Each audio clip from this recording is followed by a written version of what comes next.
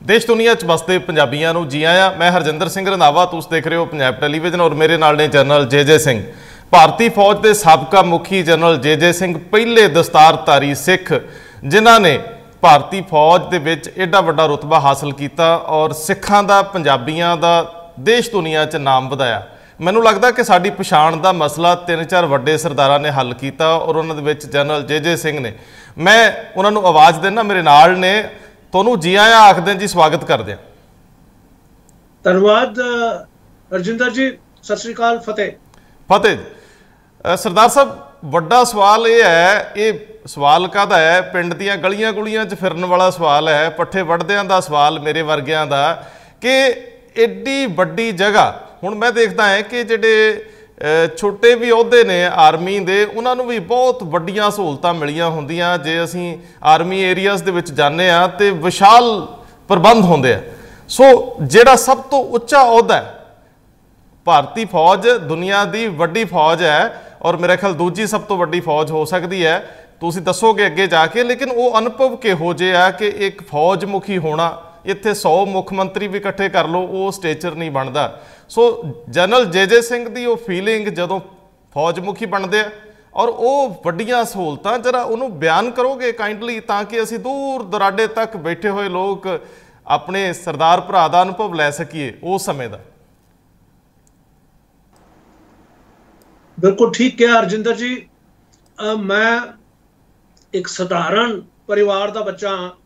मेरे दादा जी फौज विच पहली महायुद्ध विच सिपाही सीगे और उन्हां दा सज्जा हथ उस जंग विच चला गया।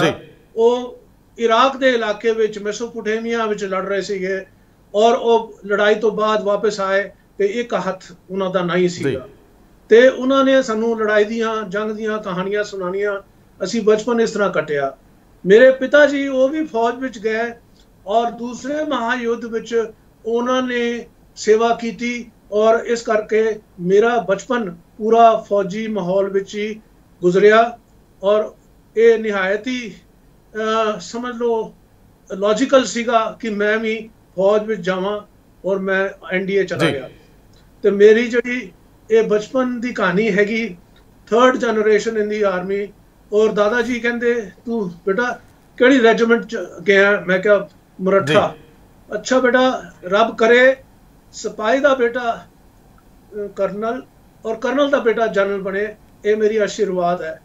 उन्हों की आशीर्वाद रब ने सुन ली और मैं फौज का चीफ भी बन गया। अच्छा, जो फौज मुखी का अहुदा है, ਉਹਦਾ ਜਿਹੜਾ ਸ਼ਾਨੋ ਸ਼ੌਕਤ ਹੈ, मैं वो ਬਿਆਨਣ ਲਈ ਜ਼ਰੂਰ ਤੁਹਾਨੂੰ ਕਹੂੰਗਾ। ਉਹ ਸ਼ਾਨੋ ਸ਼ੌਕਤ ਜਿਹਦੇ ਵਿੱਚ ਇੱਕ ਇੱਕ ਪਲ ਡਿਜ਼ਾਈਨ ਕੀਤਾ ਹੁੰਦਾ, ਜਿਹਦੇ ਵਿੱਚ ਹਰ ਚੀਜ਼ ਦਾ ਸਥਾਨ ਹੈ। ਸੋ ਮੈਂ ਤੁਹਾਡੇ ਤੋਂ ਸੁਣਨਾ ਚਾਹੂੰਗਾ, ਜੇਕਰ ਤੁਸੀਂ ਫੌਜ ਦੇ ਮੁਖੀ ਹੋ ਔਰ ਉਹ ਹਰੇਕ ਸਿੱਖ ਆਪਣੇ ਆਪ ਨੂੰ ਉਸ ਅਹੁਦੇ ਤੇ ਬੈਠਾ ਮਹਿਸੂਸ ਕਰਦਾ ਸੀ, ਤੁਸੀਂ ਪਛਾਣ ਮੋਕਲੀ ਕੀਤੀ ਆ ਸਿੱਖਾਂ ਦੀ ਦਸਤਾਰਾਂ ਦੀ, ਸੋ ਉਹ ਅਨੁਭਵ ਸਾਂਝੇ ਕਰਿਓ ਕਿ ਫੌਜ ਮੁਖੀ ਹੋਣ ਦਾ ਮਤਲਬ ਕੀ ਆ, ਅਰਥ ਕੀ? हरजिंदर जी, पहली गल तो यह है कि जदों असी फौज में जाते हाँ, जिस तरह मैं गया, मैं अपनी आत्मकथा जड़ी हैगी एक सिपाहियां दा जरनैल करके टाइटल की किताब लिखी है। अच्छा। उहदे च मैं दिता है कि जदों मैं भर्ती होया सीगा, मैं कमीशन होया तो मेरी ख्वाहिश सीगी कि मैं अपनी बटालियन का CO बना, कर्नल। उस तो अगे जो कुछ भी होएगा वो रब दा पाना है, रब दी मेहर है और मेरी मेहनत का रिजल्ट होएगा। इस करके वो मैं कोशिश आही की है कि मैं अच्छा CO बना। ते सिखां वास्ते यही कहना चाहना कि मेरे बनन तो पहला कहंदे सी कि सिख नूं सरदार नूं आर्मी चीफ नहीं बनाएंगे। क्यों नहीं बनाएंगे? मैं ये सवाल पूछता सी, कहंदे जी नहीं बनाएंगे, हाले तक नहीं बनाया जी। कोई गल नहीं, मैं मेहनत करता रहा और जदों आखिरी पड़ाव आया उथे रब ने किया कि मैं गवर्नमेंट ने मैनू चीफ भी बनाता जी। उन्होंने इसलिए बनाया कि मैं मेहनत की, मैं खून भी बहाया देश वास्ते कश्मीर दे विच, ते मैं हर जड़ा समझ लो सीढ़ी जड़ी हुंदी है उहदे हर रंग दे उत्ते अगे सीगा सब तो। और मेरे ਲਈ ਪ੍ਰੋਫੈਸ਼ਨਲ ਕੈਪੇਬਿਲਿਟੀ ਵਿੱਚ ਵੀ ਕੋਈ ਘਾਟਾ ਨਹੀਂ ਸੀ, ਔਰ ਨਾਲ ਉਮਰ ਵੀ ਮੇਰੇ ਨਾਲ ਸੀ। ਇਸ ਕਰਕੇ ਗਵਰਨਮੈਂਟ ਨੇ ਮੈਨੂੰ ਆਰਮੀ ਚੀਫ ਬਣਾਇਆ ਤੇ ਮੈਂ ਬਹੁਤ ਖੁਸ਼ ਹਾਂ ਕਿ ਮੈਨੂੰ ਇਹ ਪਦਵੀ ਮਿਲੀ। ਇਹ ਮੈਨੂੰ ਬਹੁਤ ਮਾਣ ਮਿਲਿਆ ਔਰ ਮੈਂ ਪੂਰੇ ਸਿੱਖ ਕੌਮ ਵਾਸਤੇ ਵੀ ਇੱਕ ਰੋਲ ਮਾਡਲ ਬਣ ਸਕਦਾ, ਇਹ ਮੈਨੂੰ ਉਮੀਦ ਹੋਈ ਔਰ ਮੈਂ ਕੋਸ਼ਿਸ਼ ਪੂਰੀ ਕੀਤੀ।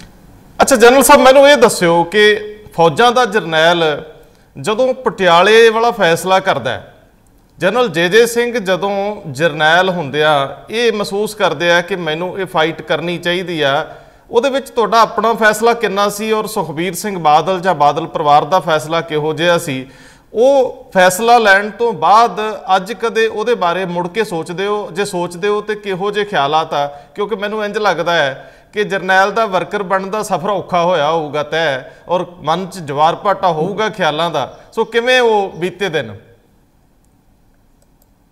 ਹਰਜਿੰਦਰ, ਪਹਿਲੀ ਗੱਲ ਤਾਂ ਇਹ ਹੈ ਕਿ ਮੈਂ ਸੋਚਿਆ ਸਾਰੀ ਉਮਰ ਲੰਘ ਗਈ ਹੈ, ਮੈਂ ਦੇਸ਼ ਦੀ ਰੱਖਿਆ ਕੀਤੀ ਹੈ, ਬਾਰਡਰ ਸਰਹੱਦ ਦੇ ਡਿਫੈਂਸ ਕੀਤਾ, ਮੈਂ ਆਰਮੀ ਦੀ ਸੇਵਾ ਕੀਤੀ ਔਰ ਸਮਝ ਲਓ ਹੁਣ ਇਹ ਮੌਕਾ ਮਿਲ ਗਿਆ ਕਿ ਇਸ ਪੜਾਅ ਵਿੱਚ ਮੈਂ ਪੰਜਾਬ ਦੀ ਸੇਵਾ ਕਰਾਂ, ਪੰਜਾਬ ਦੇ ਲੋਕਾਂ ਦੀ ਸੇਵਾ ਕਰਾਂ। ਉਸ ਕਿਸਮ ਦਾ ਜਜ਼ਬਾ ਜਿਹੜਾ ਮੇਰੇ ਮਨ ਵਿੱਚ ਸੀਗਾ, ਉਹ ਭਾਵਨਾ ਸੀਗੀ, ਉਹਦੇ ਲਈ ਮੈਂ ਮੈਦਾਨ ਇਹ ਸ਼ਾਸਕ ਬਣਨ ਵਾਸਤੇ ਮੈਦਾਨ ਵਿੱਚ ਉਤਰਿਆ। ਔਰ ਅਸੀਂ ਸਾਰੇ ਕਹਿੰਦੇ ਹਾਂ ਕਿ ਚੰਗੇ ਲੋਕ ਸ਼ਾਸਨ ਵਿੱਚ ਆਉਣ, ਇਸ ਕਰਕੇ ਮੈਂ ਕੋਸ਼ਿਸ਼ ਆਹੀ ਕੀਤੀ ਕਿ ਬਈ ਮੈਂ ਇਹੀ ਕਰਾਂ ਕਿ ਮੈਂ ਦੇਸ਼ ਪੰਜਾਬ ਵਾਸਤੇ ਕੋਈ ਸੇਵਾ ਕਰਾਂ ਜੀ। ਲੇਕਿਨ ਤੁਸੀਂ ਮੈਨੂੰ ਇਹ ਵੀ ਕਹਿਣ 'ਚ ਕੋਈ ਹਰਜ ਨਹੀਂ ਹੈ। ਜੀ ਜੀ ਜੀ ਜੀ ਆ ਰਹੀ ਆਵਾਜ਼, ਆ ਰਹੀ ਸੌਰੀ, ਹਾਂ ਮੈਨੂੰ ਪ੍ਰੋਬਲਮ ਆ ਗਿਆ ਸੀਗਾ, ਕੋਈ ਹੋਰ ਇੰਟਰਫੀਰੈਂਸ ਹੋ ਰਹੀ ਸੀ ਜੀ। ਤੇ ਮੈਂ ਕਿਹਾ ਭਾਈ ਦੇਖੋ ਮੈਂ ਸੇਵਾ ਕਰਨਾ ਚਾਹਨਾ ਤੇ ਪੰਜਾਬ ਵਿੱਚ ਮੈਨੂੰ ਨੌਕਰੀ ਕਰਨ ਦਾ ਘੱਟ ਮੌਕਾ ਮਿਲਿਆ ਸੀਗਾ, ਇਸ ਕਰਕੇ ਮੈਂ ਪੰਜਾਬ ਵਿੱਚ ਰਾਜਨੀਤੀ ਸੇਵਾ ਦੇ ਭਾਵਨਾ ਨਾਲ ਕਰਾਂਗਾ ਜੀ। ਤੇ ਮੈਨੂੰ ਮੈਂ ਸਿੱਖ ਹੁੰਦੇ ਹੋਏ ਮੈਂ ਸੋਚਿਆ ਬਈ ਮੈਂ ਸਿੱਖਾਂ ਦੀ ਜਿਹੜੀ ਬੜੀ ਸਭ ਤੋਂ ਪੁਰਾਣੀ ਪਾਰਟੀ ਹੈਗੀ, ਦੇਸ਼ ਦੀ ਨੰਬਰ 2 ਮਤਲਬ ਰਾਜਨੀਤੀ ਵਿੱਚ, ਦੋ ਕਾਂਗਰਸ ਤੋਂ ਬਾਅਦ ਅਕਾਲੀ ਦਲ ਹੀ ਸੀਗਾ ਸਭ ਤੋਂ ਪੁਰਾਣਾ ਇੱਕ ਗਰੁੱਪ ਜਿਹੜਾ ਇੱਕ ਪਾਰਟੀ ਬਣੀ। ਮੈਂ ਕਿਹਾ ਇਹਨਾਂ ਨਾਲ ਮੈਂ ਜੁੜਦਾ ਤੇ ਮੈਂ ਅਕਾਲੀ ਦਲ ਵਿੱਚ ਸ਼ਾਮਿਲ ਹੋਇਆ ਜੀ। ਲੇਕਿਨ ਮੈਂ ਜਦੋਂ ਲੋਕਾਂ ਨੂੰ ਕਿਹਾ, ਉਹ ਕਹਿੰਦੇ ਜਨਰਲ ਸਾਹਿਬ ਤੁਸੀਂ ਇੰਨੇ ਵੱਡੇ ਅਹੁਦੇ ਤੇ ਸੀਗੇ, ਤੁਸੀਂ ਗਵਰਨਰ ਵੀ ਸੀਗੇ, ਫਿਰ ਤੁਸੀਂ ਇੱਥੇ ਕਿਉਂ ਆਏ ਹੋ ਜੀ? ਇੱਕ MLA ਦੀ ਇਲੈਕਸ਼ਨ ਵਾਸਤੇ ਕਿਉਂ ਤੁਸੀਂ ਖੜੇ ਹੋ ਰਹੇ ਹੋ ਜੀ? ਮੈਂ ਕਿਹਾ ਬਈ ਗੱਲ ਇਹ ਹੈ ਕਿ ਮੈਂ ਸੇਵਾ ਦੀ ਭਾਵਨਾ ਨਾਲ ਆਇਆ ਔਰ ਸੇਵਾ ਕਰਨਾ ਚਾਹਨਾ ਲੋਕਾਂ ਦੀ, ਔਰ ਮੈਂ ਸਮਝਦਾ ਕਿ ਇਹ ਵੀ ਮੇਰਾ ਰੋਲ ਆਪਣੀ ਲਾਈਫ ਵਿੱਚ ਇਹ ਅਦਾ ਕਰਨਾ ਚਾਹੀਦਾ ਮੈਨੂੰ ਜੀ। ਕਹਿੰਦੇ ਸੇਵਾ ਕੌਣ ਕਰਦਾ ਜੀ? ਮੈਂ ਸੁਣ ਕੇ ਹੈਰਾਨ ਹੋ ਗਿਆ। ਮੈਂ ਕਿਹਾ ਸੇਵਾ ਨਹੀਂ ਕਰਦੇ ਫਿਰ ਕੀ ਕਰਦੇ ਨੇ? ਕਹਿੰਦੇ ਜੀ ਇੱਥੇ ਲੁੱਟ ਖਸੁੱਟ ਹੁੰਦਾ ਹੈ ਔਰ ਠੱਗੀ ਹੁੰਦੀ ਹੈ ਤੇ ਇਹ ਇਸ ਵਿੱਚ ਤੁਸੀਂ ਕਿਉਂ ਜਾ ਰਹੇ ਹੋ? ਅੱਛਾ। ਤੇ ਮੈਨੂੰ ਬੜਾ ਅਫਸੋਸ ਹੋਇਆ ਜੀ ਕਿ ਸਾਡੇ ਪੰਜਾਬ ਦਾ ਕੀ ਹਾਲ ਹੋ ਰਿਹਾ ਹੈ। ਇੱਥੇ ਬੇੜਾ ਗਰਕ ਹੋ ਗਿਆ ਤੇ ਇੱਥੇ ਕੋਈ ਚੰਗੀ ਚੀਜ਼ ਨਜ਼ਰ ਨਹੀਂ ਆਉਂਦੀ ਪਈ ਤੇ ਇਸ ਕਰਕੇ ਮੈਂ ਜ਼ਰੂਰ ਇਲੈਕਸ਼ਨ ਲੜਾਂਗਾ ਜੀ। ਅੱਛਾ, ਵੈਸੇ ਉਹ ਤਜਰਬਾ ਕਿਹੋ ਜਿਹਾ ਰਿਹਾ? ਮੈਂ ਉਹੀ ਕਹਿ ਰਿਹਾ ਕਿ ਮੈਨੂੰ ਇਹ ਨਹੀਂ ਪਤਾ ਸੀਗਾ, ਹੁਣ ਤੇ ਸਭ ਚੀਜ਼ ਸਾਰੀ ਖੁੱਲੀ ਹੈ ਕਿ ਲੋਕਾਂ ਨੇ ਕਿਹਾ ਤੁਹਾਡੇ ਨਾਲ ਧੋਖਾ ਹੋਇਆ ਜੀ। ਮੈਂ ਕਿਹਾ ਬਈ ਧੋਖਾ ਮੈਨੂੰ ਪਤਾ ਧੋਖਾ ਹੋਇਆ। ਕਹਿੰਦੇ ਆਪਣਿਆਂ ਨਾਲ ਵੀ ਧੋਖਾ ਕਰਦੇ ਨੇ ਤੇ ਤੁਹਾਨੂੰ ਕਿੰਨੇ ਛੱਡਣਾ ਸੀਗਾ। ਤੇ ਇਸ ਕਰਕੇ ਮੈਂ ਇਹ ਰਿਅਲਾਈਜ਼ ਕੀਤਾ ਕਿ ਇਹ ਜਿਹੜੇ ਸਾਡੀ ਰਾਜਨੀਤੀ ਹੈ ਸਾਡੇ ਦੇਸ਼ ਵਿੱਚ, ਪੋਲਿਟਿਕਸ ਜਿਹੜੀ ਹੈ ਇਹ ਇੱਕ ਮਗਰਮੱਛਾਂ ਦੀ ਗੇਮ ਬਣ ਗਈ ਹੈ। ਉਹਨਾਂ ਨੇ ਗੇਮ ਬਣਾ ਲਈ ਹੈ। ਹੁਣ ਮੈਂ ਤੁਹਾਨੂੰ ਸਮਝਾਉਣਾ ਚਾਹੁੰਦਾ because I have experienced it ਜੀ ਜੀ ਕਿ ਭਾਈ ਉਹਨਾਂ ਨੇ ਆਪਸ ਫੈਸਲਾ ਕੀਤਾ 5 ਸਾਲ ਤੁਸੀਂ ਰਾਜ ਕਰੋ ਤੇ 5 ਸਾਲ ਅਸੀਂ ਰਾਜ ਕਰਾਂਗੇ ਤੇ ਸੇਵਾ ਦਾ ਕੋਈ ਨਾਮੋ ਨਿਸ਼ਾਨ ਨਹੀਂ ਹੈਗਾ। ਤੇ ਮੈਂ ਲੋਕਾਂ ਨੂੰ ਆਹੀ ਕਹਿੰਦਾ ਸੀ, ਮੈਂ ਕਿਹਾ ਭਾਈ ਤੁਹਾਡਾ ਭਲਾ ਕਿਵੇਂ ਹੋਏਗਾ, ਤੁਹਾਡੇ ਬੱਚਿਆਂ ਦਾ ਭਵਿੱਖ ਕਿਵੇਂ ਉਜਵਲ ਹੋਏਗਾ, ਸੁਨਹਿਰਾ ਪੰਜਾਬ ਕਦੋਂ ਮਿਲੇਗਾ ਜੇ ਇਸ ਤਰ੍ਹਾਂ ਹੀ ਚੱਲਦਾ ਰਿਹਾ। ਇਹ ਤੇ ਫੁੱਟਬਾਲ ਵਾਕਨ ਤੁਹਾਨੂੰ ਯੂਜ਼ ਕਰ ਰਹੇ ਨੇ, ਕਦੀ 5 ਸਾਲ ਉਹ ਖੇਡਦਾ ਪਿਆ ਤੇ 5 ਸਾਲ ਦੂਜੀ ਪਾਰਟੀ ਖੇਡਦੀ ਪਈ ਹੈ ਔਰ ਪੰਜਾਬ ਦਾ ਜਿਹੜਾ ਭਵਿੱਖ ਹੈ ਉਹਦੇ ਬਾਰੇ ਜ਼ਿਆਦਾ ਸੋਚ ਵਿਚਾਰ ਨਹੀਂ ਹੋ ਰਿਹਾ ਜੀ। ਤੇ ਉਹਨਾਂ ਨੂੰ ਇਹ ਵੀ ਮੈਂ ਕਿਹਾ मैं क्या भाई देखो तुसी नादान हो इस चीज़ में ਤੁਹਾਡਾ फायदा उठाया जा रहा है और ਤੁਹਾਨੂੰ ਇਹ शासन गुड गवर्नेंस करके नहीं दे रहे, ये सिर्फ अपने सीट ਨੂੰ संभाल रहे ने। पहला इन्हां दा अपना पर्सनल इंटरस्ट, फिर ਉਹਦੇ ਬਾਅਦ अपनी पार्टी का इंटरस्ट और फिर हैगा देश का इंटरस्ट या पंजाब का इंटरस्ट। इस करके मैनू बड़ा अफसोस लग्या, पर मेरे विच बड़ा गुरदा हैगा। मैं समझदा कि पंजाब नूं असीं बचाना है, इन्हां मगरमच्छां तो बचाना है और पंजाब नूं सुनहरा देखते हुए सानू बहुत खुशी होएगी और उहदे वास्ते असीं जो कुछ भी करना है असीं करांगे। आही मेरी उम्मीद है और आही मेरी कोशिश रहनी। मैं फिर क्योंकि तुहाडे कोल होर 2-3 सवाल मैं करने बड़े जरूरी आ जिहड़े लोकां लई प्रेरणा वाले होण, लेकिन मुੱਢਲੀ ਗੱਲ आ कि जदों तुहानूं प्रपोज किया गया पटियाले तो लड़न लई, क्योंकि तुसीं तां फाइटर हो और मैनूं पता जरनैल कदे पिठ नहीं दिखाउंदे, जिथे जांदे ने वो फिर मोर्चा फतेह करन दी सोचदे, भावना इहो हुंदी हालात जां नतीजे जो भी होण। लेकिन जदों तुहाडे कोल प्रपोजल पेश की गई उदों उन्हां दा एटीट्यूड नज़रिया किहो जिहा सी, क्योंकि मुड़ के देर तक आउंदे आउंदे तुसीं सुखबीर और अकाली दल नूं छड्ड दिंदे हो और टकसाली अकाली दल दे विच शामिल हो जांदे हो। सो वो जिहड़े एक एक्सपैरीमेंट सीगा कि वो प्रपोजल उधरों आई सी जां तुसीं पहुँच कीती सीगी, लेकिन फिर जे उन्हां नूं छड्डिया ते वो किहड़े कारण सीगे? सो क्योंकि होर भी बहुत सारे लोग इन्हां सियासी पार्टियां 'च जाना चाहुंदे आ, भविख बनाउणा चाहुंदे आ, फिर उन्हां नूं किहो जी सलाह हो सकदी है जी? हरजिंदर मैं बिल्कुल अपना कुछ पर्सनल नहीं फायदा देखिया। मैं तो उन्होंने कहा भाई ठीक है तुसी मैनू सपोर्ट करोगे तो ठीक है।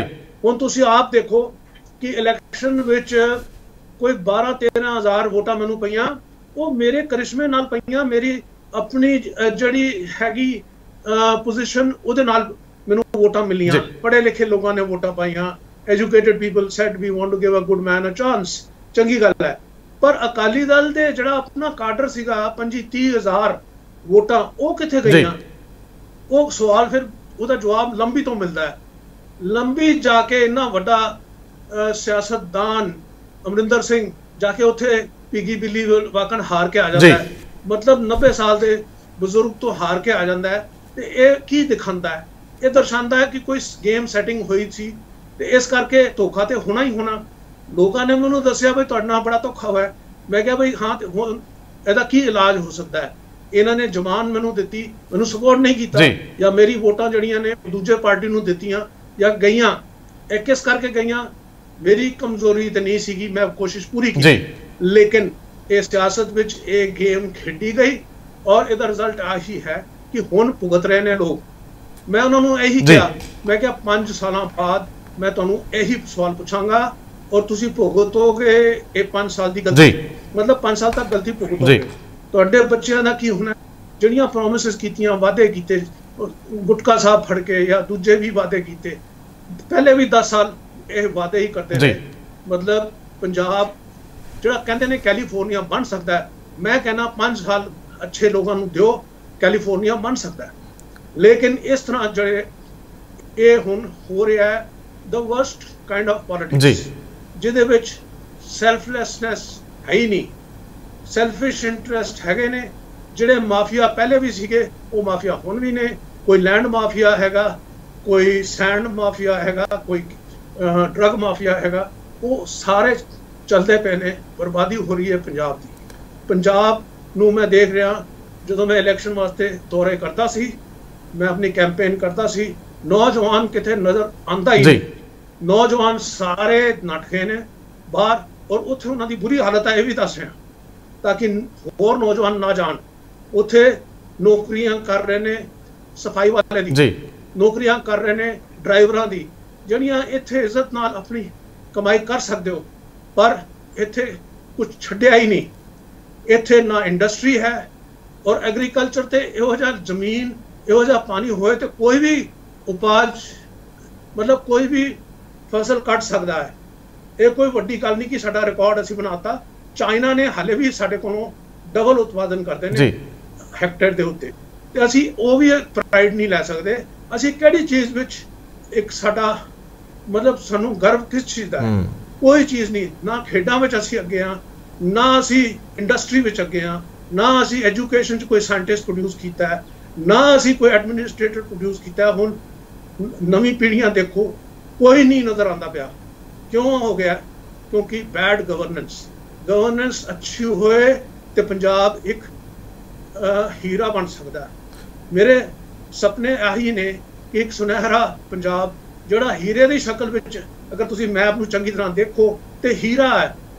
ये सरदार दे पग दा हीरा है, राजे दे पग दा हीरा है।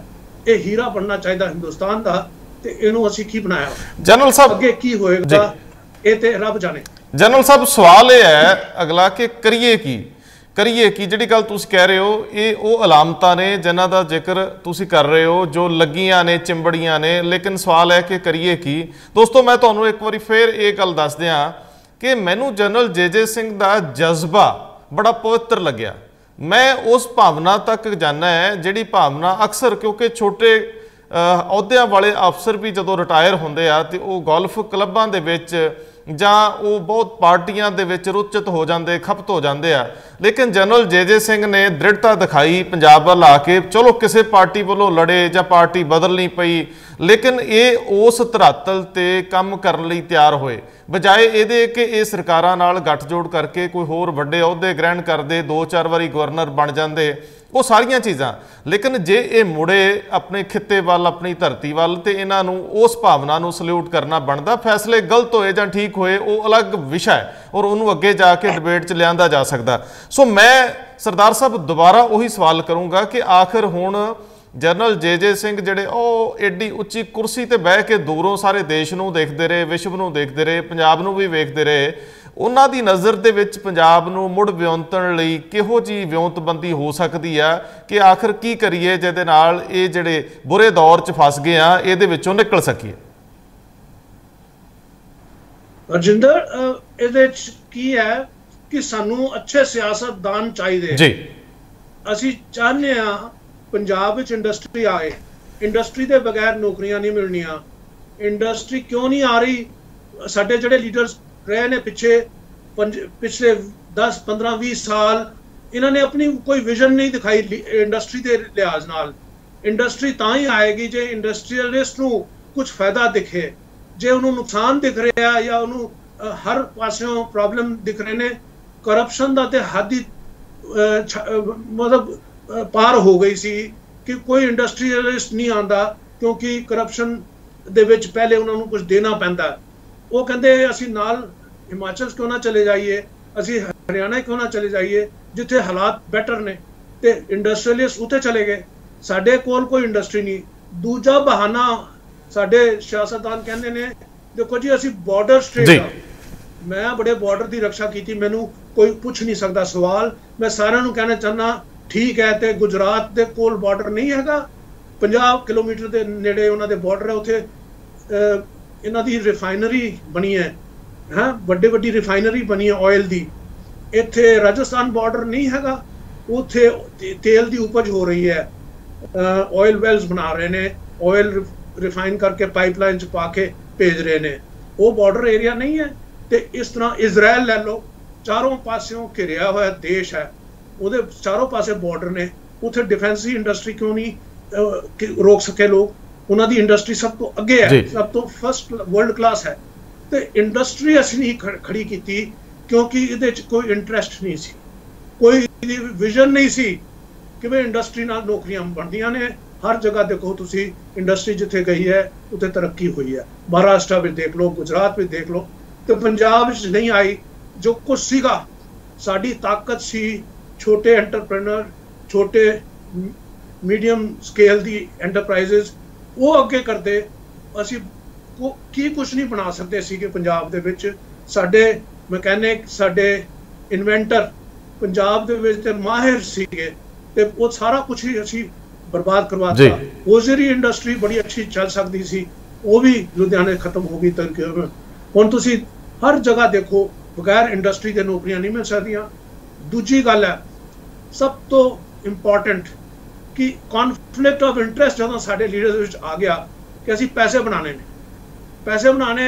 किसी ने अपना ट्रांसपोर्टेशन बिजनेस शुरू करता, किसी ने अपने स्कूल कॉलेजेस बनाने शुरू करते, किसी ने अपने हॉस्पिटल बनाने शुरू करते और किसी ने एजुकेशनल इंस्टीट्यूशनस कीतियां।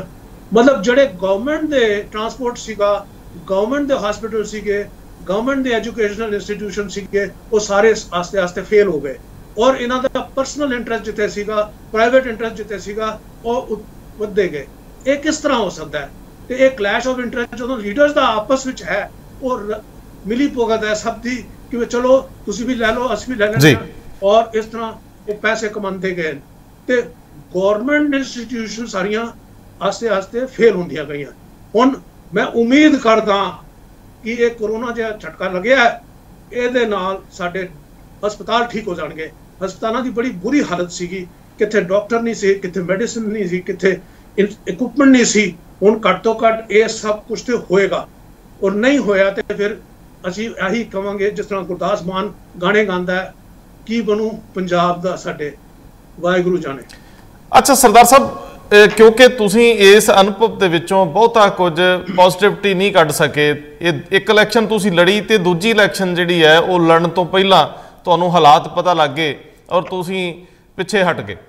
ਮੈਂ ਇਹ ਤੁਹਾਡੇ ਕੋਲ ਸਮਝਣਾ ਚਾਹੁੰਦਾ ਹੈ ਕਿ ਹੁਣ ਉਹ એનર્ਜੀ ਜਾਂ ਦੁਬਾਰਾ ਇਸ ਮੈਦਾਨ 'ਚ ਕੁੱਦਣ ਲਈ ਉਹ ਜਜ਼ਬਾ ਕੁਝ ਘਟਿਆ, ਜਾਂ ਕਿਤੇ ਦੁਬਾਰਾ ਮਨ 'ਚ ਇਹ ਗੱਲ ਆਉਂਦੀ ਹੈ ਕਿ ਇਹ ਯੁੱਧ ਆਖਰ ਲੜਨਾ ਪੈਣਾ? ਕਿਉਂਕਿ ਅੱਜ ਕੱਲ੍ਹ ਮੈਂ ਬਹੁਤ ਸਾਰੇ ਜਿਹੜੇ ਰਿਟਾਇਰਡ ਆਫੀਸਰ ਹੈਗੇ, ਵੱਖ-ਵੱਖ ਖੇਤਰਾਂ ਦੇ ਮਾਹਿਰ ਹੈਗੇ ਆ, ਉਹਨਾਂ ਨਾਲ ਮੈਂ ਗੱਲਬਾਤ ਦਾ ਇੱਕ ਸਿਲਸਿਲਾ ਬਣਾ ਕੇ ਦੇਖਿਆ ਹੈ ਕਿ ਦਰਦ ਸਭ ਦੇ ਸੀਨਿਆਂ 'ਚ ਹੈ, ਅੱਗ ਮੱਚਦੀ ਹੈ, ਲੇਕਿਨ ਇੱਕ ਫਿਕਰ ਸਭ ਨੂੰ ਰਹਿੰਦਾ ਹੈ ਕਿ ਪਤਾ ਨਹੀਂ ਸਾਨੂੰ ਉੱਥੇ ਇਸ ਧਰਾਤਲ ਦੇ ਉੱਤੇ ਸਪੋਰਟ ਮਿਲਣੀ ਹੈ ਕਿ ਨਹੀਂ, ਸਾਨੂੰ ਲੋਕਾਂ ਦਾ ਸਮਰਥਨ ਕਿਸ ਹੱਦ ਤੱਕ ਮਿਲੂਗਾ। ਕਿਉਂਕਿ ਪੋਲੀਟੀਸ਼ੀਅਨਸ ਨੇ ਮਾਹੌਲ ਇਵੇਂ ਦਾ ਬਣਾਤਾ, ਸਥਾਪਿਤ ਪਾਰਟੀਆਂ ਨੇ ਸਾਰਾ ਸਿਸਟਮ ਇੰਜ ਦਾ ਬਣਾਤਾ ਹੈ ਕਿ ਇਹਦੇ ਵਿੱਚ ਤੁਹਾਡੇ ਵਰਗੇ ਲੋਕਾਂ ਦੀ ਸਪੇਸ ਘੱਟ ਬਚਦੀ। ਤੁਸੀਂ ਮਹਿਸੂਸ ਕਰਦੇ ਹੋ, ਤੁਹਾਡਾ ਜਜ਼ਬਾ ਮੈਂ ਸਮਝਣਾ ਚਾਹੁੰਦਾ ਹੈ ਕਿ ਅਜੇ ਉਹ ਅੱਗ ਬਚੀ ਹੈ ਜਿਹੜੀ ਅੱਗ ਦੁਬਾਰਾ ਤੁਸੀਂ ਇਸ ਖਿੱਤੇ 'ਚ ਆ ਕੇ ਕੋਈ ਆਪਣੇ ਆਪ ਨੂੰ ਜੋੜਨਾ ਚਾਹੋ, ਲੋਕਾਂ ਨੂੰ ਲੀਡ ਕਰਨਾ ਚਾਹੋ।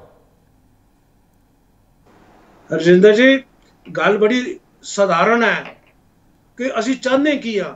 ਅਸੀਂ ਸਾਰੇ ਚਾਹੁੰਦੇ ਆ ਕਿ ਪੰਜਾਬ ਤਰੱਕੀ ਕਰੇ, ਖੁਸ਼ਹਾਲ ਰਵੇ।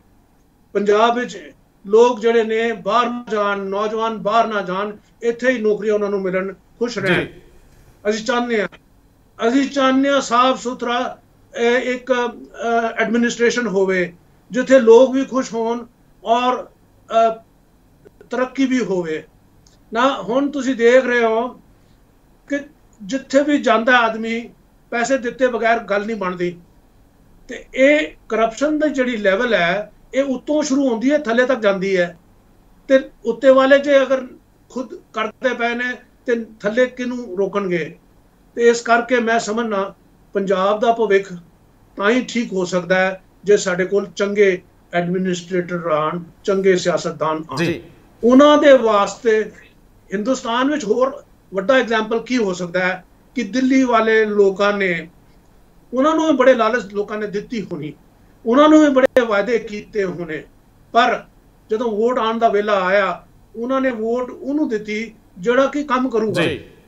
ਹੁਣ ਮੈਂ ਦੇਖਣਾ, ਮੇਰੀ ਇਲੈਕਸ਼ਨ ਦੀ ਐਕਸਪੀਰੀਅੰਸ ਸੀਗੀ, ਮੈਂ ਲੋਕਾਂ ਨੂੰ ਆਪਣਾ ਕਾਰਡ ਵੰਡਦਾ ਸੀਗਾ। ਮੈਂ ਕਿਹਾ ਇਸ ਕਾਰਡ ਵਿੱਚ ਮੇਰਾ ਸਭ ਕੁਝ ਹੈਗਾ ਔਰ ਮੇਰਾ ਮੋਬਾਈਲ ਨੰਬਰ ਵੀ ਹੈਗਾ। ਜਿਹੜੇ ਮੋਬਾਈਲ ਨੰਬਰ ਤੇ ਤੁਸੀਂ ਹੁਣ ਮੇਰੇ ਨਾਲ ਗੱਲ ਕਰ ਰਹੇ ਹੋ, ਆਹੀ ਮੋਬਾਈਲ ਨੰਬਰ ਮੈਂ ਸਾਰੇ ਦੁਨੀਆ ਨੂੰ ਦਿੱਤਾ। ਮੈਂ ਕਿਹਾ ਕਿਹੜਾ MLA ਕੈਂਡੀਡੇਟ ਹੈ ਜਿਹੜਾ ਆਪਣਾ ਮੋਬਾਈਲ, ਪਰਸਨਲ ਮੋਬਾਈਲ ਨੰਬਰ ਦਿੰਦਾ? ਆਹ ਦੇਖ ਲਓ, ਪੜ੍ਹ ਲਓ। ਮਤਲਬ ਕਹਿੰਦਾ ਕਿ ਮੈਂ ਖੁੱਲਾ ਦਰਵਾਜ਼ਾ ਹਾਂ, ਮੇਰੇ ਚਾਰੋਂ ਪਾਸਿਓਂ ਕੋਈ ਵੀ ਮੈਨੂੰ ਕਿਸੇ ਵੇਲੇ ਵੀ ਫੋਨ ਕਰ ਸਕਦਾ ਹੈ ਜਾਂ ਮੇਰੇ ਨਾਲ ਕੰਟੈਕਟ ਕਰ ਸਕਦਾ ਹੈ। ਲੇਕਿਨ ਜਿਹੜੇ ਦੂਜੇ ਨੇ, ਜਿਹੜੇ ਸਿਆਸਤਦਾਨ ਨੇ, ਉਹ ਸਿਆਸਤੀ ਪਾਰਟੀ ਦੇ ਨੇ ਔਰ ਉਹਨਾਂ ਨੂੰ ਪਤਾ ਹੈ ਕਿਸ ਤਰ੍ਹਾਂ ਰਾਜ ਕਰਨਾ ਹੈ। ਸੇਵਾ ਨਹੀਂ ਕਰਦੇ, ਰਾਜ ਕਰਦੇ ਨੇ। ਤੇ ਉਹਨਾਂ ਨੂੰ ਇੱਕ ਵਾਰੀ ਤੁਸੀਂ ਇਲੈਕਟ ਕਰਵਾ ਦਿਓ, ਉਹ ਤੋਂ ਬਾਅਦ ਤੁਹਾਨੂੰ ਨਜ਼ਰ ਨਹੀਂ ਆਉਣਗੇ ਤੇ ਤੁਸੀਂ ਉਹਨਾਂ ਨਾਲ ਗੱਲ ਵੀ ਨਹੀਂ ਕਰ ਸਕਦੇ। ਤੇ ਫਿਰ ਤੁਸੀਂ ਉਹਨਾਂ ਨੂੰ ਅਗਰ ਇਲੈਕਟ ਕਰਦੇ ਹੋ ਤੇ ਜਾਂ ਤੇ ਤੁਹਾਡੀ ਮਜਬੂਰੀ ਹੈ ਜਾਂ ਤੁਹਾਡਾ ਜਿਹੜਾ ਹੈ ਜ਼ਹਿਨ, ਥਿੰਕਿੰਗ ਪਾਵਰ, ਉਹ ਖਤਮ ਹੋ ਚੁੱਕਾ ਹੈ। ਤੇ ਹੁਣ ਪੰਜਾਬ ਵਿੱਚ ਕਿਸ ਨਾਲ ਗੱਲ ਕਰੀਏ? ਨੌਜਵਾਨ ਤੇ ਹੈ ਨਹੀਂ, ਜਿਹੜੇ ਬਜ਼ੁਰਗ ਨੇ ਸਾਡੇ ਵਰਗੇ, ਉਹ ਹੁਣ ਕਹਿੰਦੇ ਨੇ ਜੀ ਇਹ ਸਿਸਟਮ ਇਸ ਤਰ੍ਹਾਂ ਹੀ ਰਹਿਣਾ, ਇਹ ਬਦਲੀ ਨਹੀਂ ਹੋਊਗਾ। ਤੇ ਇਸ ਤਰ੍ਹਾਂ ਤੇ ਗੱਲ ਬਣਨੀ ਨਹੀਂ, ਅਸੀਂ ਕੋਈ ਤਰੀਕਾ ਤੇ ਲੱਭਣਾ ਹੀ ਪਏਗਾ ਸਾਨੂੰ, ਔਰ ਇਹ ਲੋਕ ਹੀ ਖੁਦ ਕਰਨਗੇ। ਮੈਂ ਸਮਝਦਾ ਅਗਲੇ ਇਲੈਕਸ਼ਨ ਵਿੱਚ ਲੋਕਾਂ ਨੇ ਵੋਟ ਸੋਚ ਸਮਝ ਕੇ ਪਾਣੀ ਹੈ। ਜਿਨ੍ਹਾਂ ਨੇ ਕੰਮ ਕੀਤਾ ਉਹਨਾਂ ਨੂੰ ਵੋਟ ਪਾਣਗੇ, ਔਰ ਜਿਨ੍ਹਾਂ ਨੇ ਆਪਣਾ ਪੈਸਾ ਦਿਖਾ ਕੇ ਵੋਟ ਲੈਣ ਦੀ ਕੋਸ਼ਿਸ਼ ਕੀਤੀ ਹੈ ਉਹ ਪੈਸਾ ਬੇਸ਼ੱਕ ਲੈ ਲੈਣਗੇ ਲੇਕਿਨ ਵੋਟ ਨਹੀਂ ਪਾਣਗੇ। ਅੱਛਾ, ਤੇ ਹੁਣ ਇਹ ਦੋ ਪਾਰਟੀਆਂ ਜਿਹੜੀਆਂ ਨੇ ਕਾਂਗਰਸ ਤੇ ਜੀ ਬਾਦਲ ਪਾਰਟੀ, ਇਹ ਦੋਨਾਂ ਨੇ ਆਪਸ ਵਿੱਚ ਇਹ ਇੱਕ ਪੋਲੀਟੀਕਲ ਗੇਮ ਸ਼ੁਰੂ ਕੀਤੀ ਹੋਈ ਹੈ ਔਰ ਜੋ ਮੈਂ ਪਹਿਲੇ ਜ਼ਿਕਰ ਕਰ ਚੁੱਕਾ। ਲੇਕਿਨ ਤੀਜੇ ਧੜੇ ਨੂੰ ਕਦੀ ਇਹ ਆਣ ਨਹੀਂ ਦਿੰਦੇ ਤੇ ਜਿੱਥੇ ਇਹਨਾਂ ਨੂੰ ਝਟਕਾ ਲੱਗਣ ਦਾ ਖਤਰਾ ਹੁੰਦਾ ਤੇ ਉੱਥੇ ਇਕੱਠੇ ਹੋ ਜਾਂਦੇ ਨੇ ਕਿ ਵੀ ਇਹਨੂੰ ਉੱਤੇ ਨਾ ਆਣ ਦਿਓ, ਅਸੀਂ ਇੱਕ ਦੂਜੇ ਨਾਲ ਮਿਲੀ ਭਗਤ ਕਰ ਲੈਂਦੇ ਹਾਂ। ਤੇ ਇਸ ਚੀਜ਼ ਨੂੰ ਅਸੀਂ ਤੋੜਨਾ ਹੈ ਔਰ ਮੈਂ ਸਮਝਦਾ ਕਿ ਲੋਕ ਹਿੰਦੁਸਤਾਨ ਦੇ ਬੜੇ ਅਕਲਮੰਦ ਨੇ। ਪੰਜਾਬ ਵਾਲੇ ਥੋੜੇ ਦੇਰ ਆਏ, ਦੁਰਸਤ ਆਏ ਵਾਲੀ ਗੱਲ ਹੋਣੀ ਹੈ। ਇਹ ਵੀ ਹੁਣ ਜਾਗਣਗੇ ਕਿ ਦਿੱਲੀ ਵਿੱਚ ਦੇਖੋ ਹੁਣ ਜੋ ਮਰਜ਼ੀ ਆਦਮੀ ਕਵੇ, ਸਾਰੇ ਪੋਲੀਟੀਸ਼ੀਅਨ ਜਿਹੜੇ ਰੂਲਿੰਗ ਪਾਰਟੀ ਦੇ ਨੇ ਸਾਰੇ ਦਿਲ ਲਗਾ ਕੇ ਕੰਮ ਕਰ ਰਹੇ ਨੇ, 24 ਘੰਟੇ ਕੰਮ ਕਰ ਰਹੇ ਨੇ ਔਰ ਆਪਣਾ ਉਹਨਾਂ ਦਾ ਪਰਸਨਲ ਕੋਈ ਇੱਕ ਫੀਲਿੰਗ ਵੀ ਨਹੀਂ ਹੈਗੀ ਕਿ ਅਸੀਂ ਆਪਣੇ ਵਾਸਤੇ ਕੁਝ ਕਰੀਏ। ਬਟ ਸਾਡੇ ਪੰਜਾਬ ਦੇ ਜਿਹੜੇ ਸਿਆਸਤਦਾਨ ਨੇ ਉਹ ਪਹਿਲੇ ਆਪਣੇ ਜੇਬ ਭਰਦੇ ਨੇ, ਬਾਅਦ ਚ ਉਹ ਦੂਜਿਆਂ ਦੀ ਦੇਖਭਾਲ ਕਰਦੇ। ਸਰਦਾਰ ਸਾਹਿਬ, ਮੈਂ ਆਰਮੀ ਦੇ ਉਸ ਵੱਡੇ ਜਰਨੈਲ ਨੂੰ ਇਹ ਸਵਾਲ ਪੁੱਛਣਾ ਚਾਹੁੰਦਾ ਹੈ ਕਿ ਜੇਕਰ ਪੰਜਾਬ ਲਈ ਤੁਹਾਡੀ ਕੋਈ ਭੂਮਿਕਾ ਹੋਵੇ, ਮੈਂ ਤੁਹਾਨੂੰ ਹੀ ਸਵਾਲ ਪੁੱਛਦਾ ਹੈ, ਤੁਸੀਂ ਤੁਹਾਡਾ ਜ਼ਿਹਨ, ਤੁਹਾਡਾ ਮਾਈਂਡ, ਤੁਹਾਡਾ ਬ੍ਰੇਨ, ਕਿ ਤੁਸੀਂ ਪੰਜਾਬ ਲਈ ਕਿਹੋ ਜਿਹੀ ਭੂਮਿਕਾ ਨਿਭਾ ਸਕਦੇ ਹੋ ਇਹਦੀ ਹੋਣੀ ਬਦਲਣ ਲਈ। ਤੁਸੀਂ ਜੇ ਆਪਣੇ ਆਪ ਨੂੰ ਕੇਂਦਰ 'ਚ ਰੱਖ ਕੇ ਕਦੇ ਵਿਉਂਤ ਤੋਂ ਖਿਆਲ ਕਰੋ ਤੇ ਤੁਸੀਂ ਪੰਜਾਬ ਲਈ ਕਿਹੋ ਜਿਹੀ ਭੂਮਿਕਾ ਅਦਾ ਕਰ ਸਕਦੇ ਹੋ, ਕਦੇ ਇਸ ਤਰ੍ਹਾਂ ਸੋਚਿਆ? ਔਰ ਡਿਸਪਲਿਨਡ ਭੂਮਿਕਾ। ਦੇਖੋ ਜੀ, ਸਭ ਤੋਂ ਵੱਡੀ ਗੱਲ ਇਹ ਹੈ ਅਸੀਂ ਪਹਿਲੇ ਤੇ ਆਪਣੀਆਂ ਕਮਜ਼ੋਰੀਆਂ ਨੂੰ ਪਰਖ ਲਈਏ। ਜਦੋਂ ਸਾਨੂੰ ਪਤਾ ਲੱਗਦਾ ਕਿ ਇਹ ਚੀਜ਼ਾਂ ਅਸੀਂ ਇੰਪਰੂਵ ਕਰਨੀਆਂ ਨੇ, ਉਹਦੇ 'ਚ ਕੁਝ ਅਸੀਂ ਆਪ ਇੰਪਰੂਵ ਕਰ ਸਕਦੇ ਹਾਂ।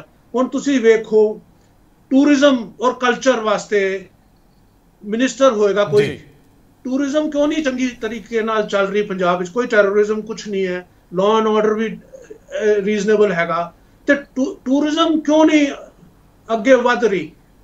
ਸਾਡਾ ਕਲਚਰ ਅੱਗੇ ਕਿਉਂ ਨਹੀਂ ਵੱਧ ਰਿਹਾ?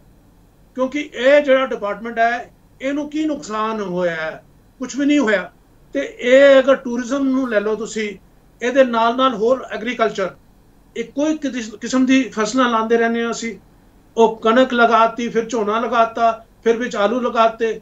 ਕਦੀ ਸੋਚਿਆ ਕਿ ਅੱਜ ਕੱਲ੍ਹ ਦੁਨੀਆ ਆਰਗੈਨਿਕ ਸਬਜ਼ੀਆਂ ਤੇ ਜਾ ਰਹੀ ਹੈ, ਦੁਨੀਆ ਐਗਜ਼ੋਟਿਕ ਸਬਜ਼ੀਆਂ ਬਣਾ ਰਹੀ ਹੈ। ਉਹ ਪੰਜਾਬ ਵਿੱਚ ਸਭ ਕੁਝ ਰੱਬ ਨੇ ਦਿੱਤਾ ਹੈ, ਲੇਕਿਨ ਅਸੀਂ ਆਪਣਾ ਦਿਮਾਗ ਤੇ ਯੂਜ਼ ਨਹੀਂ ਕਰ ਰਹੇ। ਰੱਬ ਨੇ ਦਿੱਤੀ ਹੋਈ ਜਿਹੜੀ ਸਾਡੀ ਬੁੱਧੀ ਹੈ ਉਹਨੂੰ ਇਸਤੇਮਾਲ ਨਹੀਂ ਕਰ ਰਹੇ ਤੇ ਅਸੀਂ ਉਹੀ ਕਰ ਰਹੇ ਹਾਂ ਜੋ ਕੋਈ ਵੀ ਕਰ ਸਕਦਾ ਹੈ। ਉਹਦੇ ਕੋਈ ਵੱਡੀ ਗੱਲ ਹੈ ਹੀ ਨਹੀਂ।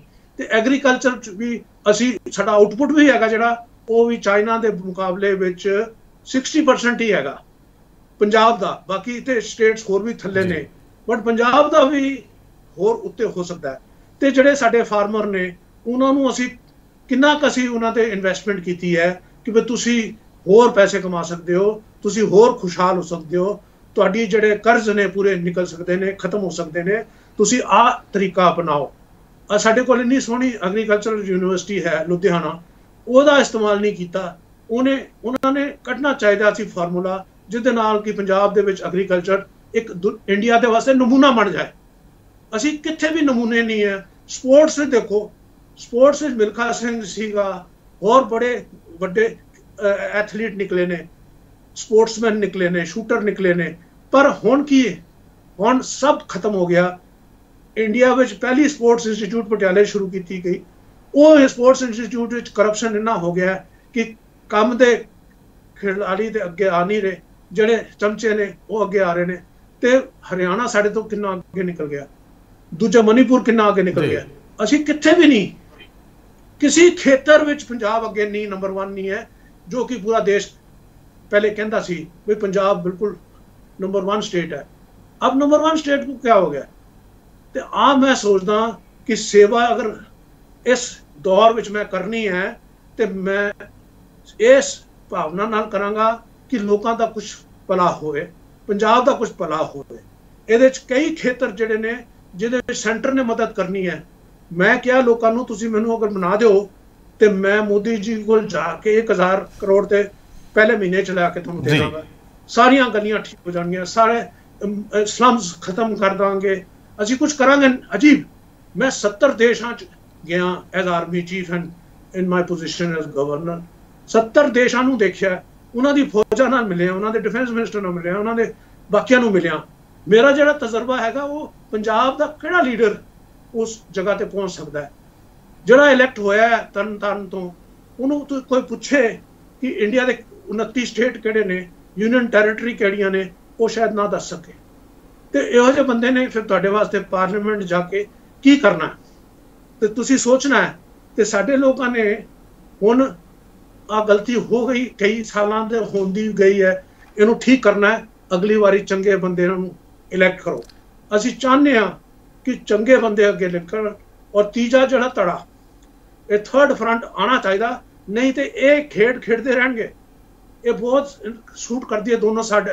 ਅਸੀਂ ਤੁਹਾਡੇ ਕਾਲੇ ਕੰਮਾਂ ਨੂੰ ਕੱਜ ਕੇ ਰੱਖਾਂਗੇ ਤੇ ਤੁਸੀਂ ਸਾਡੇ ਵੇਲੇ ਆਪਣੇ ਵੇਲੇ ਸਾਡੇ ਕੰਮਾਂ ਨੂੰ ਕੱਜ ਕੇ ਰੱਖਣਾ। ਮਤਲਬ continue to play this game ਔਰ ਲੋਕਾਂ ਦਾ ਉਲੂ ਬਣਾਉਂਦੇ ਰਹੋ। ਤਾਂ ਮੈਂ ਸਮਝਦਾ ਬੇਵਕੂਫ ਸਾਰੇ ਪੰਜਾਬ ਵਿੱਚ ਬਣੇ ਹੋਏ ਲੋਕ ਹੁਣ ਅਕਲ ਆ ਜਾਏਗੀ, ਇਕੱਠੇ ਹੋ ਕੇ ਠਾਣ ਲੈਣਗੇ ਮਨ 'ਚ, ਕਹਿੰਦਾ ਦ੍ਰਿੜ ਨਿਸ਼ਚੈ ਕਰ ਜੀਤ ਆਪਣੀ ਕਰੂ। ਇਹ ਗੁਰੂ ਗੋਬਿੰਦ ਸਿੰਘ ਜੀ ਦਾ ਹੈਗਾ, ਇਹਨਾਂ ਦੇ ਸ਼ਬਦ ਹੈਗੇ ਕਿ ਅਸੀਂ ਆਪਣਾ ਦ੍ਰਿੜ ਨਿਸ਼ਚੈ ਕਰਕੇ ਆਪਣੀ ਜੀਤ ਕਰਾਂਗੇ, ਕਿਉਂਕਿ ਸਾਡਾ ਕੌਜ਼ ਜਸਟ ਹੈ ਔਰ ਸਾਡਾ ਜਿਹੜਾ ਰਸਤਾ ਨੇਕ ਹੈ। ਮੈਂ ਸਮਝਦਾ ਕਿ ਸਾਰੇ ਪੰਜਾਬੀਆਂ ਨੂੰ ਇਹ ਚੀਜ਼ ਅੱਜ ਸੋਚਣਾ ਚਾਹੀਦਾ ਉਹਦੇ ਬਾਰੇ, ਔਰ ਉਹਦੇ ਨਾਲ ਸਾਰਿਆਂ ਨੂੰ ਦੱਸਣਾ ਚਾਹੀਦਾ ਕਿ ਗਲਤ ਬੰਦੇ ਨੂੰ ਵੋਟ ਨਾ ਪਾਓ। ਬੇਸ਼ੱਕ ਬੰਦਾ ਨਾ ਇਲੈਕਟ ਹੋ ਜਾਏ, ਪਰ ਵੋਟ ਪਾਓ ਚੰਗੇ ਬੰਦੇ ਨੂੰ। ਅੱਛਾ ਸਰਦਾਰ ਸਾਹਿਬ, ਸਿਰਫ ਜਾਂਦੇ 30 ਸੈਕਿੰਡ, ਤੁਹਾਡਾ ਬਾਦਲ ਪਰਿਵਾਰ ਨਾਲ ਨਿੱਜੀ ਰਿਸ਼ਤਾ ਰਿਹਾ ਇਲੈਕਸ਼ਨ ਦੌਰਾਨ, ਇਲੈਕਸ਼ਨ ਤੋਂ ਪਹਿਲਾਂ, ਇਹ ਸਾਰੇ ਘਟਨਾਕ੍ਰਮ ਦੇ ਵਿੱਚ ਸੁਖਬੀਰ ਸਿੰਘ ਬਾਦਲ, ਸਰਦਾਰ ਪ੍ਰਕਾਸ਼ ਸਿੰਘ ਬਾਦਲ ਔਰ ਇਹਨਾਂ ਦਾ ਜਿਹੜਾ ਸਿਸਟਮ ਹੈ, ਪੋਲੀਟੀਕਲ ਸਿਸਟਮ ਹੈ, ਇਹਨੂੰ ਤੁਸੀਂ ਕਿੰਨਾ ਸਮਝ ਸਕੇ, ਤੇ ਜੇ ਇਹਦੇ ਬਾਰੇ ਕੁਝ ਗੱਲ ਕਹਿਣੀ ਚਾਹੋ ਤਾਂ ਕੀ ਕਹਿਣਾ ਚਾਹੋਗੇ, ਤਾਂ ਕਿ ਆਮ ਲੋਕ ਵੀ ਜੇ ਸਮਝਣਾ ਚਾਹਣ ਤੇ ਤੁਹਾਡੇ ਸ਼ਬਦਾਂ ਰਾਹੀਂ ਸਮਝ ਸਕਣ? ਮੈਂ ਸਮਝਦਾ ਕਿ ਜਿਹੜਾ ਵੀ ਬੰਦਾ ਇਲੈਕਟ ਹੁੰਦਾ ਹੈ, ਫਿਰ ਉਹਦੇ ਬਾਅਦ ਉਹਦੀ ਜ਼ਿੰਮੇਵਾਰੀ ਡਬਲ ਹੋ ਜਾਂਦੀ ਹੈ ਔਰ ਦੁੱਗਣੀ ਹੋ ਜਾਂਦੀ ਹੈ। ਇਹਨਾਂ ਨੂੰ ਇਲੈਕਟ ਕੀਤਾ ਗਿਆ ਹੈ ਮੈਂਬਰ ਆਫ ਪਾਰਲੀਮੈਂਟ, ਪਰ ਇਹ ਵੀ ਇਹਨਾਂ ਨੂੰ ਸੋਚਣਾ ਚਾਹੀਦਾ ਕਿ ਸਾਰੀਆਂ ਸੀਟਾਂ ਵਿੱਚੋਂ ਸਿਰਫ 2 ਕਿਉਂ ਹੋਏ ਔਰ ਕਿੰਨਾ ਕੁ ਪੈਸਾ ਲੱਗਿਆ ਹੋਣਾ। ਇਹ ਅਸੀਂ ਨਹੀਂ ਜਾਣ ਸਕਦੇ, ਪਰ ਜਿਹੜੇ ਲੋਕ ਸਿਆਸਤ ਦੇ ਬਹੁਤ ਗੂੜੇ ਇਹਦੇ ਵਿੱਚ ਖੇਡਦੇ ਪਏ ਨੇ, ਉਹਨਾਂ ਨੂੰ ਪਤਾ ਹੈ ਕਿ ਕਿੰਨਾ ਪੈਸਾ ਲੱਗਿਆ ਹੋਣਾ। ਤੇ ਕਹਿਣ ਦਾ ਮਤਲਬ ਇਹ ਹੈ ਕਿ ਇਸ ਪਰਿਵਾਰ ਨੂੰ ਸੋਚਣਾ ਚਾਹੀਦਾ ਕਿ ਅਸੀਂ ਹੁਣ ਪੰਜਾਬ ਦੇ ਲੋਕਾਂ ਵਾਸਤੇ ਕੀ ਕਰ ਸਕਦੇ ਹਾਂ, ਪੰਜਾਬ ਦੇ ਨੌਜਵਾਨਾਂ ਵਾਸਤੇ ਕੀ ਕਰ ਸਕਦੇ ਹਾਂ। ਦੇਖੋ ਜੀ, ਡਰੱਗਸ ਦੇ ਬਾਰੇ ਅਸੀਂ ਗੱਲ ਨਹੀਂ ਕੀਤੀ। ਮੈਂ ਕਹਿਣਾ ਚਾਹੁੰਦਾ ਕਿ ਡਰੱਗਸ ਇੱਕ ਬਹੁਤ ਸੀਰੀਅਸ ਚੁਣੌਤੀ ਹੈਗੀ, ਇਹਦੇ 'ਚ ਬਹੁਤ ਲੋਕ ਰਲੇ ਹੋਏ ਨੇ। ਉਹ ਸਾਰਿਆਂ ਨੂੰ ਸੋਚਣਾ ਚਾਹੀਦਾ ਕਿ ਅਸੀਂ ਆਪਣੀ ਲਾਲਚ ਵਿੱਚ ਆਪਣੇ ਪੰਜਾਬ ਨੂੰ, ਆਪਣੀ ਜਿਹੜਾ ਕਹਿੰਦੇ ਨਾ ਸੋਨੇ ਦੀ ਮਿੱਟੀ ਹੈ, ਇਹਨੂੰ ਅਸੀਂ ਕਿਉਂ ਉਜਾੜ ਰਹੇ ਹਾਂ, ਅਸੀਂ ਪੰਜਾਬ ਦਾ ਬੇੜਾ ਕਿਉਂ ਗਰਕ ਕਰ ਰਹੇ ਹਾਂ। ਕਿਉਂਕਿ ਆਪਣਾ ਤੇ ਕੀ ਕਰਾਂਗੇ ਉਹਦੇ ਨਾਲ ਲੈ ਕੇ ਨਹੀਂ ਜਾਣਾ, ਬਟ ਪੰਜਾਬ ਦੇ ਲੋਕਾਂ ਵਾਸਤੇ ਅਸੀਂ ਕੀ, ਆਪਣੇ ਬੱਚਿਆਂ ਦੇ ਵਾਸਤੇ ਕੀ, ਆਪਣੇ ਪੋਤਰੇ ਪੋਤਰੀਆਂ ਵਾਸਤੇ ਕੀ ਛੱਡ ਕੇ ਜਾ ਰਹੇ ਹਾਂ। ਇਹ ਸਾਡੀ ਪੀੜ੍ਹੀ ਨੂੰ ਕਦੀ ਸਾਡਾ ਫਿਊਚਰ ਜਨਰੇਸ਼ਨ ਮਾਫ ਨਹੀਂ ਕਰੇਗਾ। ਔਰ ਮੈਂ ਸਾਰਿਆਂ ਨੂੰ ਕਹਿ ਰਿਹਾ ਕਿ ਬਹੁਤ ਹੋ ਗਿਆ, ਹੁਣ ਬਾਸਕਟਬਾਲ ਜਿਸ ਤਰ੍ਹਾਂ ਕਹਿੰਦੇ ਨਾ ਟਾਈਮ ਅਪ, ਇਹਨਾਂ ਦਾ ਟਾਈਮ ਅਪ ਆ ਗਿਆ ਹੈ। ਇਹਨਾਂ ਨੂੰ ਬਾਹਰ ਜਾਣਾ ਚਾਹੀਦਾ, ਕੰਮ ਕਰੋ, ਨਹੀਂ ਤਾਂ ਛੱਡੋ ਮੈਦਾਨ। ਕਿਉਂਕਿ ਇਸ ਤਰ੍ਹਾਂ ਸ਼ਾਸਨ ਵਿੱਚ ਬੈਠੇ ਨੇ ਲੇਕਿਨ ਬਾਹਰ ਨਹੀਂ ਜਾਂਦੇ ਤੇ ਲੋਕਾਂ ਨੂੰ ਮਿਲਦੇ ਨਹੀਂ। ਤੇ ਔਰ ਜਿਹੜੇ ਹੈ ਨੇ ਉਹ ਪਹਿਲੇ ਕਹਿੰਦੇ ਸੀ ਸਾਡਾ ਹਿੱਸਾ ਕਿੱਥੇ ਹੈ। ਇੰਡਸਟਰੀਅਲਿਸਟ ਦੌੜ ਜਾਂਦੇ ਨੇ ਪੰਜਾਬ ਤੋਂ, ਉਹਨਾਂ ਨੂੰ ਪਹਿਲਾ ਸਵਾਲ ਇਹ ਪੁੱਛਦਾ ਸਾਡਾ ਹਿੱਸਾ ਕਿਹੜਾ ਹੈ, ਕਿੰਨਾ ਹੈ। ਤੇ ਇਸ ਕਰਕੇ ਉਹ ਕਹਿੰਦੇ ਜੀ ਠੀਕ ਹੈ, ਸਤਿ ਸ੍ਰੀ ਅਕਾਲ, ਉਹ ਅੱਗੇ ਜਾ ਕੇ ਦੂਜੀ ਕਿਸੇ ਸਟੇਟ ਵਿੱਚ ਚਲੇ ਜਾਂਦੇ ਨੇ। ਤੇ ਕਹਿਣ ਦਾ ਇਹ ਮਤਲਬ ਹੈ ਕਿ ਇਸ ਤਰ੍ਹਾਂ ਅਗਰ ਸਾਨੂੰ ਸਿਆਸਤਦਾਨ ਮਿਲਦੇ ਰਹੇ ਜਾਂ ਇਹ ਬਦਲੀ ਨਾ ਹੋਏ, ਆਪਣਾ ਇਹਨਾਂ ਦੀ ਸੋਚ ਬਦਲੀ ਨਾ ਹੋਈ, ਤੇ ਪੰਜਾਬ ਦਾ ਫਿਊਚਰ ਬਿਲਕੁਲ ਖਤਮ ਹੈ, ਬਰਬਾਦ ਹੈ। ਔਰ ਇਸ ਕਰਕੇ ਨਾਲ ਸਾਡੇ ਪੜੋਸੀ ਦੇਸ਼ ਜਿਹੜਾ ਹੈਗਾ ਉਹ ਇਹੋ ਜਿਹੇ ਮੌਕੇ ਲੱਭਦਾ ਪਿਆ ਹੈ ਕਿ ਅਸੀਂ ਇਹਨਾਂ ਦੇ ਵਿੱਚ ਡਰੱਗ ਭੇਜੀਏ, ਭਾਵੇਂ ਡਰੋਨ ਦੇ ਨਾਲ ਭੇਜੀਏ, ਭਾਵੇਂ ਅੰਡਰਗਰਾਊਂਡ ਭੇਜੀਏ, ਤਾਂ ਕਿ ਇਹਨਾਂ ਨੂੰ ਬਰਬਾਦ ਕਰੀਏ। ਇੱਕ ਕੌਮ ਖਤਮ ਹੋ ਜਾਣੀ ਹੈ। ਔਰ ਡਰਦੇ ਬਹੁਤ ਨੇ ਪੰਜਾਬੀਆਂ ਕੋਲ ਜੀ, ਪਾਕਿਸਤਾਨ 'ਚ ਡਰ ਉਹਨਾਂ ਨੂੰ ਹੈ ਤੇ ਪੰਜਾਬੀਆਂ ਤੋਂ ਡਰ ਬਹੁਤ ਹੈ ਔਰ ਗੁਰਖਿਆਂ ਤੋਂ ਡਰ ਹੈ। ਇਹ ਇਤਿਹਾਸਿਕ ਚੀਜ਼ ਚੱਲ ਰਹੀ ਹੈ। ਔਰ ਉਹ ਕਹਿੰਦੇ ਬਈ ਇਹਨਾਂ ਨੂੰ ਅਗਰ ਡਰੱਗਸ ਦੇ ਨਾਲ ਹੀ ਖਤਮ ਕਰ ਦਈਏ, ਇਹਨਾਂ ਨੂੰ ਨਸ਼ਟ ਕਰ ਦਈਏ, ਉਹ ਜਾਂ ਦੌੜਾ ਦਈਏ, ਇਹਨਾਂ ਦੀ ਇੰਡਸਟਰੀ ਨਾ ਆਵੇ, तो फिर मैं समझना कि वो कामयाब हो गए लड़न तो बगैर। I think we have to think visionary thinking वाले लीडर जिहड़े ने अगे आन। असी अपना जो कुछ भी सेवा कर सकते हैं करांगे। मेरे जे होर भी बड़े लोग ने जिहड़े इस तरह तैयार ने, असी सेवा करांगे और करते रहांगे। पर यह चाहना मैं कि लोग भी अपना रोल अदा करन, उन्हां दे बगैर कुछ नहीं बदली होएगा। मैं सोचिया सी एक लहर शुरू होएगी, वो लहर जिहड़ी हैगी चंगे सियासतदानां नूं उत्ते ले आएगी, लेकिन अफसोस यही है कि इवेंचुअली रिजल्ट्स कुछ होर ही निकले। तो हुण एक मौका है अगले इलैक्शन में, वो तो बाद 2022 देखो की हुंदा है।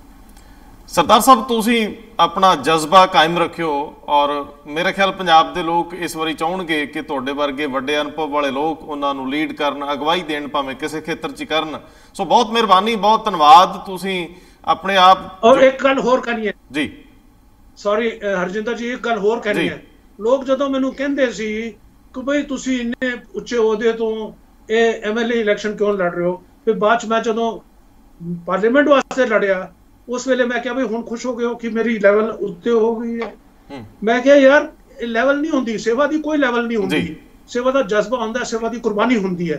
हुण आ तुसीं देखो कि अगर मैं इन्ने वड्डे पद तो थल्ले आके इलैक्शन लड़ रहे हाँ, ये राजे महाराजे जिहड़े पुष्टां तो राज करते आए ने, उन्हां नूं की चट्टी पई है कि वो भी इलैक्शन क्यों लड़ रहे ने। वो आप नहीं गए वोटां वास्ते, बट उन्हां दी धर्मपत्नी ते गई, कर गई, उन्हां नूं की चट्टी पई है कि भाई तुसीं करो। ते उसका मतलब ये है कि कुछ ना कुछ तो मोटिवेशन हैगा, ते मेरी मोटिवेशन सेवा दी है, उन्हां दी मोटिवेशन उन्हां तो कोई पूछे तो पता लगेगा। बहुत धन्यवाद, बहुत धन्यवाद। और असीं उम्मीद करांगे कि जनरल जे सिंह पंजाब दी इस मिट्टी नूं एक वारी फिर तो हरिया भरिया जज्बियां के नज़रिए तो, लोगों के व्यवस्था के नज़रिए तो, उठे विश्वास के नज़रिए और पॉलीटिशियन की घटती क्रैडिबिलिटी के नज़रिए तो फाइट करन, ये चंगे दिन मुड़ परतन और असीं इन्हां रौनकां दे विच जिउ सकीए। मेहरबानी, बहुत धन्यवाद। धन्यवाद जी, थैंक यू।